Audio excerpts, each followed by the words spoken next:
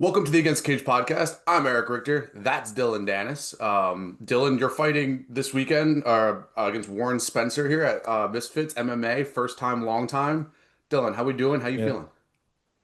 I'm excited. During the week you get bored, you just want to fight. Like I wish it was today or I wish it was tomorrow. Yeah, it's just dragged out being in UK and out of my comfort zone in my house. So I just wish the fight was today or tomorrow because it's gonna be an easy fight. I could walk off the couch and beat this guy. So it's just dragged out waiting. So yeah, I just want to fight already. Yeah. How's the knee feeling? I know that that was something that you've been dealing with over the past few years, and Yeah. when you were in Bellator as well. So how's the knee feeling? No, it's 100% now. Yeah, very Okay. good. Yeah, I feel good. I feel ready to go. Yeah, no injuries. Everything's good. I let it heal. I took my time, and I went through two knee surgeries, so Yeah. definitely sucked, but got through it. Now you had that injury when you were training jiu-jitsu, I believe. I was How has training that with Connor affected? for. Oh, go Really? ahead. No, Yeah, I was good. training with Conor for the Cerrone fight, and Mm, I mean, it wasn't like it was like anything malicious or like a submission. It was actually just me lifting a butterfly hook. It's on video, really? and he dropped his weight back, and my knee just snapped. I don't know why. I mean, I've been doing that my whole life, but that day we were supposed to train early in the morning, but when we got there, the media showed up, so like we were waiting all day, like a couple hours and stuff like that. So I think we just started training, and I was cold maybe because I was sitting there for like 6, 7 hours because he was doing media. So it could have been something to do with that, but yeah, that's how it happened. Yeah, jiu-jitsu injuries are a little strange because it's more about like position and like angles and stuff than it Yeah. is about like I've explosive been doing movement. that butterfly hook my whole life, and yeah, it just happens. Sometimes you're not warmed up right, especially when you're getting older. And like when I was young, man, I could just jump on the mat and maybe Yeah, waiting that much time and being cold, it could have played a part of it. But you just never know. yeah, Shit no, for happens sure. all the time in training. Yeah, absolutely. Yeah, same kind of stuff with me, honestly. I could just jump onto the mat. Yeah, You jumped into the ring recently against Logan Paul. It's about almost 2 years ago now. Do you regret yeah. doing that fight? No, I mean, I regret maybe the preparation. I haven't talked about a lot of things that went into that fight and stuff I was dealing with, but I don't regret anything. Everything is meant to happen the way it's supposed to be. It is what it is. I'm the only jiu-jitsu guy that went and boxed someone. So, I mean, I'm strictly jiu-jitsu guy going in and boxing. I got the Floyd Mayweather. So, and it's way bigger than me and juiced to the gills. And I stood my ground and he couldn't knock me out. So, and it was a disqualification. I should have won because the security jumped in the ring before anybody else did. The fight wasn't even over. So, I am the winner and I think I won the war too. So, it is what it is. But I don't Yeah. regret nothing. Um, the build up for that fight, you're definitely. I mean, you headlined. You were the pay-per-view draw of that fight. Yeah. Is the Dillon Danis personality that we get online? Is that the real Dillon Yeah. Danis, or is there or is there something that everyone else doesn't see? I mean, there's a different side of me. Obviously, when I'm at home with my son and family, I'm not the same kind of person. But you're talking about someone that's trying to kill me in a cage, or talk about people I'm going to fight. Yeah, I'm going to be different. You know what I mean? I'm not talking to someone, one of my close friends, or something like that. But I mean, me and my friends or my brother, we have a lot of banter. So like we're always, messing around with each other, making jokes, making, always fing with each other. So maybe that's where I get it from. But yeah, obviously I'm not sitting at home and talking to my mom, but like trolling or something like that. People don't understand that no one really knows me. It's different when someone's trying to kill you inside of a ring. So there's different talk.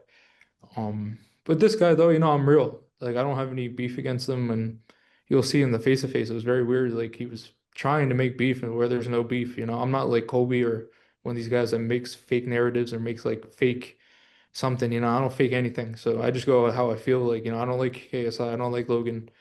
This guy is just a sacrificial lamb, and I was trying to just tell him that, and he was trying to like start stuff, but I'm just gonna be real. I don't have anything against him. I actually respect him for taking this way.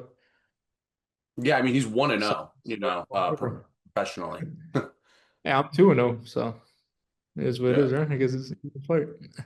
Yeah, for sure. Is this like the return of Dylan Danis in MMA, or is Yeah. this like a one-off to build off of something else and maybe take another boxing But match? no, boxing. That's not a real fight. I train like I actually don't like Rockhold, but I saw him say this the other day when he did the bare knuckle and he was like, "Why'd I train my whole life to just use two parts of the game that I have?" So it's kind of stupid. It's a half a fight, and I trained my whole life to be a real fighter, like a real real combat. So it's kind of stupid doing boxing for me.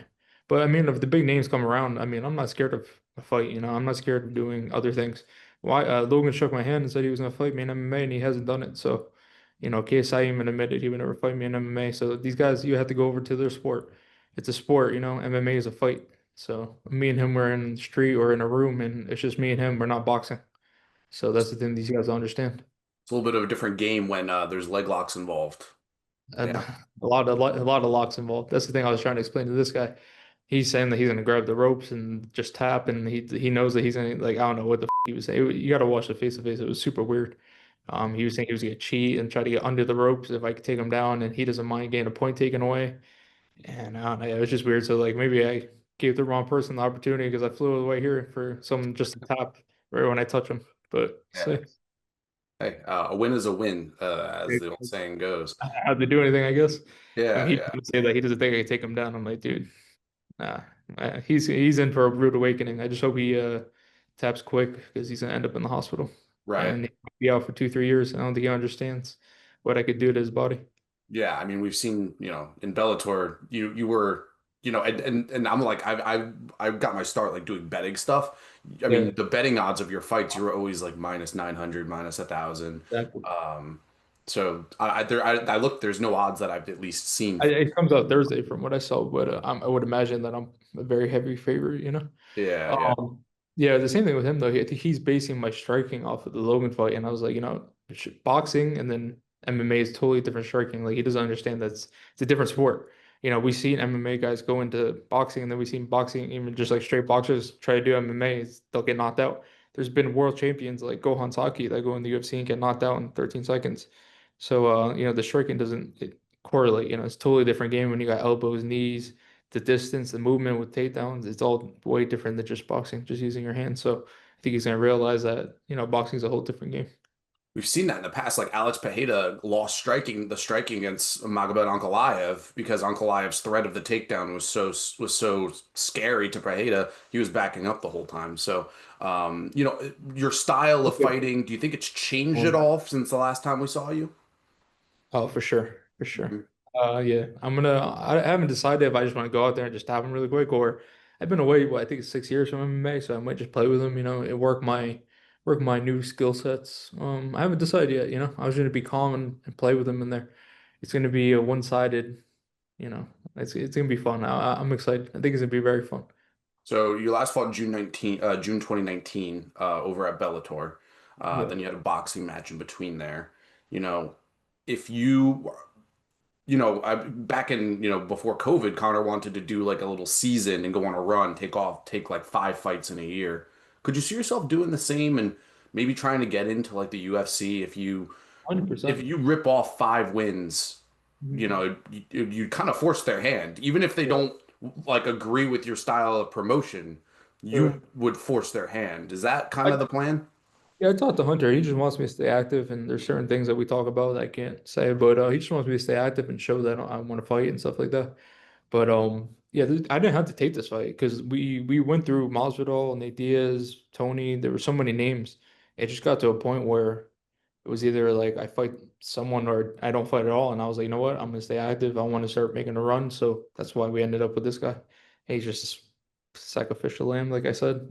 So I'm listening more to the fans sometimes when they're like, "Oh, you don't fight, you don't fight." But there's so many things that they don't see behind the scenes of these guys not wanting to fight me. Like Darren Till said he want to fight me because he has bad knees, and if I leg lock him, he can't fight ever again. So Mm, this guy, at least I give him respect for taking it. right. Staying active. Do you have a roadmap in your head of getting to the UFC, getting to a UFC title? Obviously, 170 pounds is a loaded division right now, but do you have Yeah. like a roadmap in your head of, I do this, this, and this, and then I get to where I want to be? Oh, I think after this fight, if Tony wins, I think that's the next match he would make. I don't know if he's gonna win, but I think that would be the next match. But you never know with the UFC. Sometimes things happen, and I think the 170-pound division, like they're not good to be honest with you. Like Kevin Holland and like who's the other guy he just lost to? There's so many guys that are so bad. Neil Magny, all these guys in the top 15. I would run through like Daniel Rodriguez. All these guys are terrible. So, um, yeah, just give me my shot. I always said to the UFC, let me go in there. I'll make someone famous, or I'll submit them very quickly. So I'm excited. I think those guys are now on my level. I've been saying that for years, and that's why I'm doing this so I could prove it. So once I get there, I'll prove it. What has your relationship been with former two division champion Conor McGregor? Of late, have you talked to him? I know I believe you saw him at his movie premiere for Roadhouse. What kind of is like your working relationship with him, if there is one at all? I want to call it working with. We're like brothers, we're very close friends. We talk for this fight. I think we talked every single day actually, on the phone and voice messages and FaceTimes, and he always has my back with all this stuff. Just because like we're not like Ariel always like, oh, does he do this? Does he do, like just because you're not hanging out with someone doesn't mean you don't talk to your friend all the time. I mean, he's obviously he has a family. He's in Italy right now, but we still talk every day, and we're very close. We're like brothers. It's definitely not a working relationship. Interesting. And I know, like you said, he's in Italy, kind of close to this fight that's going to happen in England. Any chance that he makes an appearance or maybe is in your corner? You never know with him, man. He'll show up sometimes and you just see him come out of the rafters or something. But I'm not sure. I don't put that kind of pressure on him, to ask it to I'm not that kind of guy to say, hey, you come to my fight. But yeah, I mean, you never know with him to be honest, but I don't think he needs to come. It's gonna be easy, one-sided, probably 30-second fight. So maybe for Tony Ferguson, he'll come out. You were in Connor's corner for the Habib Nurmagomedov fight. You were in his corner a couple times. Yeah. Um, you know, what in training camp did you see from him that differed from the end? I know that a lot of people had said that he was maybe less focused for the Habib fight than in other fights. Did you see anything like that? Is there like some certain training patterns that you would like to see him replicate in the future? I think that's something that me and him should talk about. I don't think that's something to be out in the air, but yeah, I mean, I think it's been documented that he didn't train right for that Khabib fight. I think if he trained how he usually trained, I think he would beat Khabib. I think, well, not even think, I know he would beat Khabib. And I know the way Conor trains, sometimes things happen though. And, that would be a conversation that me and him would have privately. But yeah, if he gets back to where he was and the way he was training for certain fights, man, no one could beat him. So, but yeah, definitely for the Khabib fight. I mean, he's talked about it. I don't think I need to go too much into it because, that's personal business. Yeah, he definitely didn't do sometimes I wouldn't say the right things, but he would be Khabib, man. And yeah, it sucks. If you had your way after this fight, would you rather fight KSI or in a boxing ring, or would you rather take it fully MMA and try to go on a run here to get to the big Yeah, leagues? MMA. I have money. I have all this stuff. I want legacy now. I want to be UFC champion. So that's my goal, or whatever. It doesn't matter what champion. I'm going to be MMA champion after this. So they're gonna have to look at that. But yeah, I want to stick to my forte. I mean, the boxing. If it comes around, it comes around. I'll make that decision on the time. But yeah, definitely stick to MMA. Yeah. And just you become like a big internet personality. Is that Yeah. something that you like do you like leaning into that, or would you prefer not to be that internet star? Because I mean, I mean, look at your social media following. It's vast. Yeah. Yeah. Yeah. I mean, I think it's just my personality that people like. So I don't know. I don't really look into it like that. Like, oh, like influencer, and I don't know. It's weird. People kind of put me in certain categories. I just see myself as a fighter, and yeah, no, I like to make jokes online, and I keep it real. I say what I feel like, about hazmat, and I said that the other day, and it like went viral and stuff. I just say how like what the truth is. So I don't think like I don't see myself as like influencer or any of that stuff. I know the game. I keep it fun and I keep the fans excited. Like, at the end of the day, this is prize fighting. People don't want to just watch. Like, there's guys like in the UFC, like the Roman Murphy, that doesn't do any interviews, doesn't talk, doesn't have any personality, it doesn't have a social media presence where he would be a massive star with his act, like the way his fights and stuff like that. So you got to have the whole package. I think I bring the whole package. So I think that's why my following replicates that. Yeah. Last one. And say you rip off a couple wins here. Yeah. That would be, three, say you rip off 3 wins and the UFC comes calling, maybe you get a contender series spot or something like that. Nah. No contender series. I thought that was something that we were interested in the I past. I mean, it just would be a waste for them. Like, why not put me on a big card with a big name? I mean, I Right. already have a bigger following than I think I'm the third or second most followed welterweight in the world. I might be first. So, like, why Hmm. put me on there? If they want to do that, I mean, they want to do that, but I think I deserve a big fight. Interesting. So And who do you have a name in your sink or head swim. that you would? Sorry, go At ahead. 170, at 170, I mean, who's top 10? To be honest with you, I mean, any of them. I mean, if they want to give me like an easy fight, like Kevin Holland or something like that, first fight, that'd be awesome. I think he's a big name. That'd be an easy one for me just to get the feet wet. I don't really know the exact top 15. Neil Magny's a very easy one. I'm trying to think of who's like a name at that weight. I believe Michael Yeah, any of Chiesa. those guys. Michael Chiesa That could be would, good. yeah, sure. That'd be fun. I mean, he doesn't even pass my mind. He's so bad, but he's a nice guy too. But yeah, he's terrible. But who else would be like Leon Edwards? I don't think that. I mean, that would be a big fight coming in like Oh, he Ben was Askren just the fought Robbie. champ. We can't jump you to champion status yet. They did Robbie. I mean, he's gonna lose another one, and then by the time I'm there, he'll be begging to fight me. So that could be a great one. I'll submit him easily, and then we'll get to the title. But Absolutely. and Islam is the goal.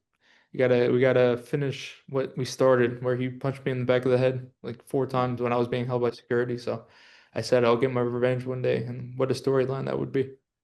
That would definitely sell pay-per-views. Yeah. Oh yeah, exactly. Got a So got a got a couple fights in between there, but I look forward to talking to you about it maybe around hey, you this never time know, next year. man. In the UFC, they sometimes you jump the ladder when you make the right moves. 100%. Sean, Alex Sean Pereira jumped to a did it. title shot. Alex Pereira jumped to a Exactly. title shot like four fights, something like that. He was knocking motherfuckers out there. He was fucking. He's a Yeah, savage. I trust him a lot. He's a good friend of mine, so he's a yeah, savage. But yeah, exactly. But you're right. It's exactly. You get the right win at the right moment. You could skip a lot of lines, and that could happen. You never know. So everything should play out how it's supposed to be.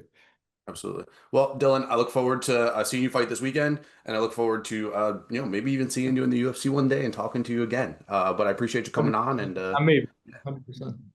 absolutely We'll be appreciate you.